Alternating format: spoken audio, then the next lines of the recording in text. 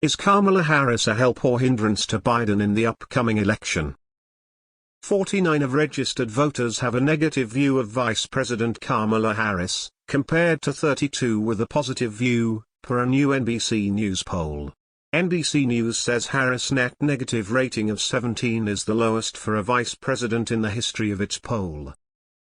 It is early, but those are not good numbers, and the GOP is already floating President Harris stories to take advantage of those numbers.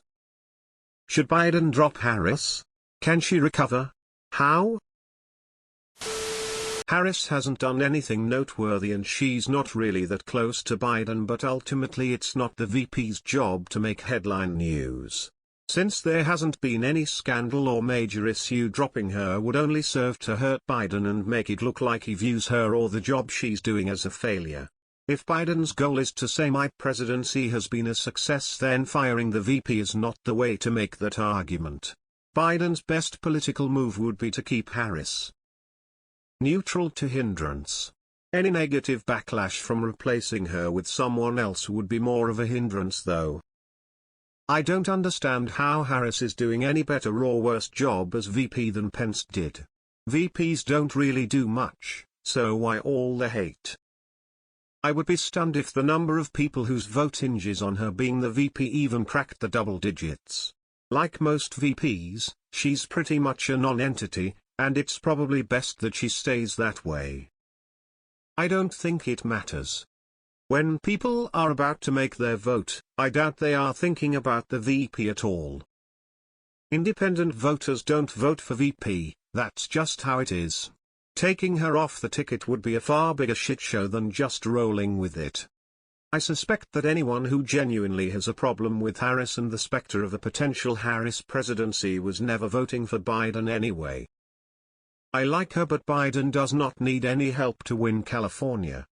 I would say overall she is a help because she offers a decent off-ramp to anyone who likes everything about Biden except his advanced age. Hindrance. She might even be a hindrance in California. When they were elected in 2020, expectations were for her to become the heir apparent. But she hasn't been able to step up to that mantle. Not even close. So much so that Newsom is probably more likely to become president than Harris is. She was chosen because she is a woman, and a minority. Don't fool yourself that it was for her political savvy. I'd say she's a wash right now. Helps him with women and people of color, hurts him with misogynists and racists. And yes, those people vote too. If she could actually show some real progress on the border immigration, she would be a huge help. Both, she helps get voters of color to vote in their direction. She's a hindrance also because she's a real joker when it comes to serious life and death issues. She doesn't have a political bone in her body. The people who like Harris like the idea of her. They don't like her on the stump or campaigning. You can see that from the 2020 primaries. She was the favorite going in. The longer she stayed in, though, the lower her polling got. The damage caused by ditching the first black VP cause white folks don't like her enough would radically, by like orders of magnitude, outweigh any positive sentiment you'd pick up among people who still aren't gonna vote for you anyway. Ditching Harris would be, in addition to being ethically reprehensible, a brain-dead political strategy. Kamala Harris has been doing the same nothingness that all the past vice presidents have done, with the exception of Cheney, who did way too much. Her primary responsibility is to be prepared. The only difference is that she is a black woman. Unfortunately, a lot of Americans don't like that. She is extremely intelligent and has many great leadership qualities. She is an excellent statesperson, and I have no problems with her as POTUS. Give her a break. She has been demonized by right-wing disinformation along with Joe, only worse. Without their propaganda outlets, the Republicans are toast. I would list them, but you know who they are. They're obvious. I definitely think he should drop Harris. She wasn't a popular choice in the race and was one of the first to drop for a reason.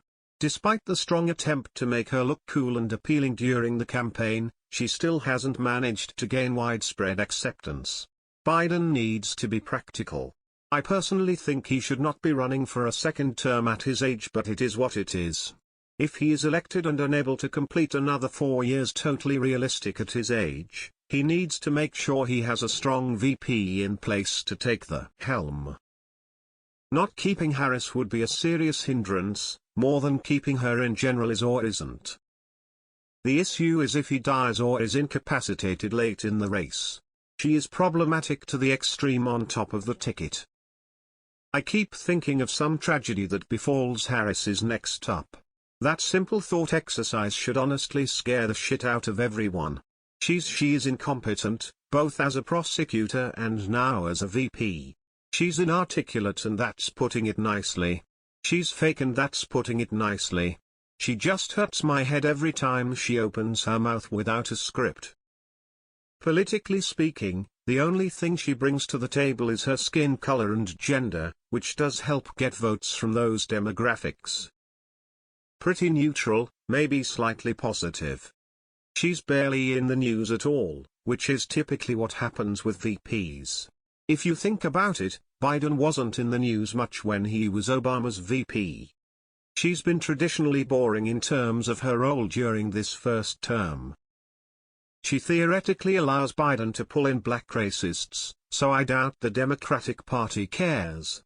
Her real-world influence doesn't matter in current U.S. politics, and Democrat leaders don't actually pay any attention to what Republicans think. She'll stay unless something gets forced into the media. Kamala Harris is not competent to be president and very likely would become POTUS if Biden wins re-election. She's black and a woman in America. I direct you to Dan Quayle, one of the most ineffective and lampooned VPs in history. If you think he's better than you are simply judging her for her race and gender. She's very popular with tech billionaires and other rich California weirdos.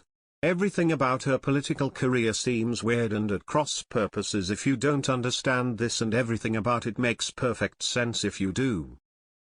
Harris doesn't help Biden, but doesn't hurt him and Dems enough if the opponent is Trump or DeSantis. People overestimate how palatable those two is to a general election crowd, electorate and environment. Doesn't matter. The Democrats will vote for the Democrats and the Republicans will vote for the Republicans, and the result will boil down to a few thousand votes in a few swing states.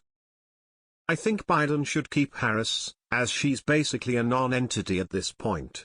Anyone at all likely to vote for Biden wouldn't decide not to just because Harris is his VP. It's mind-boggling to me that we're wasting space on this conversation given the complete dollar hit show in the Republican Party. If someone is willing to throw logic and morals in the wind to vote for the likes of DT or DeSantis, changing the VP nominee isn't going to do anything to change their mind. What's important to Dems is getting people to the polls. Ditching Kamala Harris for someone male and or white is the sure way to keep a big swatch of their voters home. It's a little odd that Kamala Harris got nowhere in the Democratic primary and no one thinks it was racist and misogynistic of Democrats not to vote for her in the primaries. But it would be racist and misogynistic to drop her from the ticket. What is racist and misogynistic is the notion that you can't drop a VP who is clearly a giggling, awkward, incompetent fool solely because she's a woman of color. Biden is a senile crook with a sub-40 approval rating.